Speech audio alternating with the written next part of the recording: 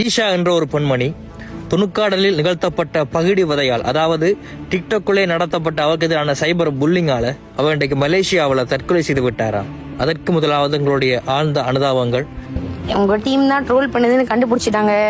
நீங்க எல்லாம் எல்டிடி சப்போர்ட்டர்னு நான் அப்பதான் எல்லா வாக்குமூலத்தையும் கொடுத்துட்டு வந்தேன். கண்டிப்பா கதவை உங்க காவல்துறை உங்கள் நண்பன் கண்டிப்பா உங்கள் கதவை தட்டும். இந்த பெண்மணியை பார்த்தீங்கன்னு சொன்னா, சமீப காலங்களாக தமிழர்கள் நாங்கள் சைவர்கள் அல்ல, நாங்கள் இந்துக்கள், ஏன் தெலுங்கர்கள் கூட தமிழர்களாக இருக்க முடியாதா, அப்படிப்பட்ட ஒரு சில விஷயங்களை இந்த சமூக வலைத்தளங்கள் ஊடாக புரோபகண்டா பிரச்சாரம் பண்ணி கொண்டு வந்தா. அப்ப இதுக்கு எதிராக மலேசியாவில் இருக்கக்கூடிய நியாயமான தமிழ் தேசியவாதிகள் எதிர்ப்பு தெரிவித்தார்கள். அப்ப அங்கதான் எழுந்திருக்கு இந்த பிரச்சனை. சில பேர் சொல்றாங்க அவ இஸ்லாமியர்களை திட்டினார், சில பேர் சொல்றாங்க அவ உலக சைவ தமிழர்களை இந்துக்களாக புரோபகண்டா பண்ண முயற்சித்தார், சில பேர் சொல்றாங்க அவ ஒரு தமிழ் பெண்ணே அல்ல, அவ ஒரு தெலுங்கு பெண்ணுன்ற மாதிரி. எது எப்படி இருந்தாலும் ஒரு பெண்ணுக்கு எதிராக சைபர் புல்லிங் செஞ்சது மிகப்பெரிய தவறு. காரணம், அது பெண்ணியத்திற்கு புறம்பானது. பெண்ணியம் வேறு, தமிழ் தேசியம் வேறு என்பது அல்ல. தமிழ் தேசியம் என்பது தாய் என்று சொன்னால் அதனுடைய சேதாண்டா பெண்ணியம். தமிழ் தேசியத்தினுடைய குழந்தை தாண்டா பெண்ணிய விடுதலை. தமிழ் தேசியவாதிகள் தான் இதை செஞ்சாங்கன்னு சொல்லி ஒரு சில பேர் சொல்லிக் கொண்டு தெரியுறீங்க. அது எந்த அளவு உண்மை என்று எங்களுக்கு தெரியல. ஒருவேளை அப்படி இருந்திருக்குமாயின் நான் ஒரே ஒரு கேள்விக்கிறேன் உங்களெல்லாம் பார்த்து, தலைவர் இப்ப இருந்திருந்தார் என்று சொன்னா தமிழ் தேசியத்துக்கு ஆதரவு என்று சொல்லிக்கொண்டு நீங்க செய்யக்கூடிய இந்த சைபர் புல்லிங் எல்லாம் அவர் பார்த்துக்கொண்டு சும்மா இருந்திருப்பா நீங்க நினைக்கிறீங்களா? பெண்ணை நேசிக்காத எந்த ஒரு மனிதனாலும் தன்னுடைய மண்ணை நேசிக்க முடியாது. அதுக்கு தாண்டா தலைவரும் திருமணம் முடித்து குடும்பத்தோடு சேர்ந்து நமது நாட்டுக்காக போராடினார். எந்த நாட்டிலையும் இல்ல தம்பி, எந்த நாட்டிலையும் இல்ல. ஆண்களுக்கு இணையா பெண்களும் தங்களோட தோல்ல துப்பாக்கி அடிச்சுக்கொண்டு எதிரிகளை பந்தாட விட்ட சம்பவம் பண்ண இந்த உலகத்துல எந்த நாட்டிலுமே இல்ல தம்பி, எமது ஈழ நாட்டை தவிர.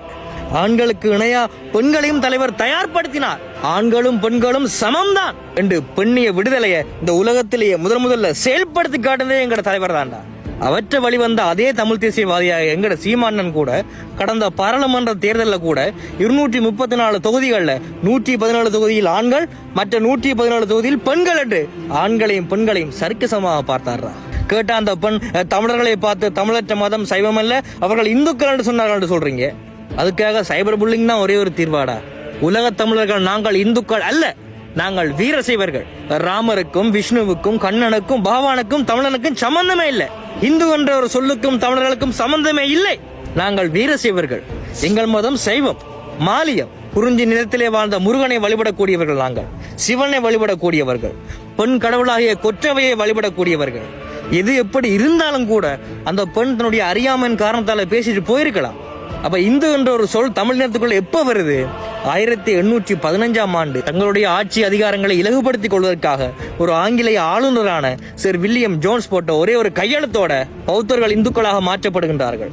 கர்நாடகாவை சேர்ந்த லிங்காயத்தர்கள் இந்துக்களாக மாற்றப்படுகின்றார்கள். சீக்கியர்களை இந்துக்களாக மாற்றப்படுகின்றார்கள். அதுபோல ஈழத்து தமிழ்நாட்டு வீர சைவர்களாகிய நாமளும் இந்துக்களாக மாற்றப்படுகின்றோம்.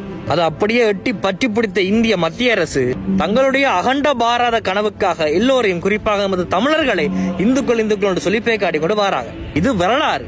அந்த பெண் இது தெரியாம அறியாமையின் காரணமாக தமிழர்கள் நாங்களும் இந்துக்கள் நடவ பேசி இருக்கலாமடா. அதுக்காக சைபர் புல்லிங் தானடா ஒரே ஒரு தீர்வு.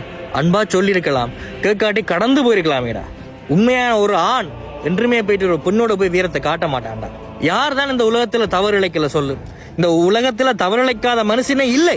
அந்த தவறை திருத்தாதவன் மனுஷனே இல்லடா. அதுபோல யாராக இருந்தாலும் நான் உட்பட ஆரம்ப காலகட்டங்களில் கோபத்தின் நிமித்தம், அறியாமையின் காரணமாக கோபத்தில், ஆத்திரத்தில், ஆதங்கத்தில், வேகத்தில் ஒரு சில தவறுகள் இழைத்திருக்கலாம். ஆனால் ஒரு கட்டத்தில் அதெல்லாம் விட்டு திருந்தி வெளியே எழுந்து வருவதாண்டா ஒரு உண்மையான ஆண்மகன், ஒரு உண்மையான தமிழன். எனக்கு தெரிஞ்சு சைபர் புல்லிங்கால இது ஒன்று முதலாவது இழப்பில்லை. 1 2 3 4 5 6 7வது இழப்பு. எந்த இனத்திலையும் இப்படி இல்லடா. நம்ம தமிழ்நாட்டுல இப்ப புதுசா அப்படி ஒரு கலாச்சாரம் பரவி கொண்டு வருது. டிக்டாக்க கண்டுபிடிச்சவன் சைனாக்காரன். ஆனா சைனால உள்ளவனுக்கு சைனாக்காரனே ஃபேக் ஐடி போட மாட்டான் தெரியுமா? சைனாவிலையும் டிக்டாக் யூஸ் பண்ணலாம். எப்படி யூஸ் பண்ணலாம்? படிப்பு விஷயங்களுக்கு மாத்திரம் அலோடு. இப்ப மற்ற நாடுகளுக்கு, குறிப்பாக உலக தமிழர்கள் எங்களுக்கு புலிக்கொடி இந்த டிக்டாக்ல நாங்கள் காட்டக்கூடாதான். எங்களோட தலைவர் பிரபாகரன் படத்தை இந்த டிக்டாக்ல நாங்கள் போட இயலாதான். ஆனா ஃபேக் ஐடி போட்டு தமிழனுக்குள்ளே அடிபட்டு சாகிறதுக்கு மட்டும், அதுக்கு மட்டும் அலோட் இருக்கான். ஆகவே முதல்ல புரிஞ்சு கொள்ளுங்கடா, நம்மளை சுத்தி என்ன நடக்குன்னு விளங்கி கொள்ளுங்கடா. 1000 தான் இருக்கட்டும், நீங்கள் அந்த பெண்ணை அவமானப்படுத்தியது தவறு. அந்த பெண் இறப்பதற்காக நீங்கள் இட்ட கூச்சல்கள் எவ்வளவு சத்தமாக இருந்ததோ அந்த சத்தத்தை விட அந்த பெண் இறந்த பிறகு நீங்கள் கேட்க வேண்டிய மன்னிப்பினுடைய சத்தம் அதிகமாக இருக்க வேண்டும் என்பதை நீங்கள் மறந்து விடாதீர்கள். நன்றி, வணக்கம்.